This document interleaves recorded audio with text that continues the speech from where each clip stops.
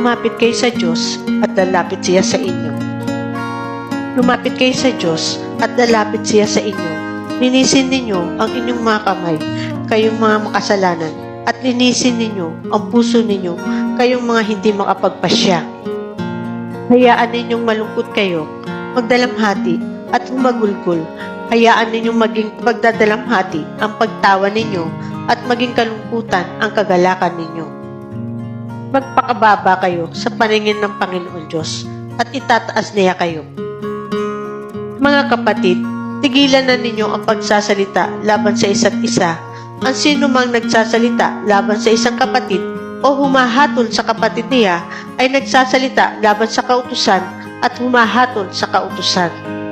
Ngayon, kung hinahatulan mo ang kautusan, hindi ka tagatupad ng kautusan, kundi isang hukom. Iisa lang ang tagapagbigay batas at hukom, ang makapagliligtas at makapupuksa. Pero ikaw, sino ka para hatulan ang kapwa mo?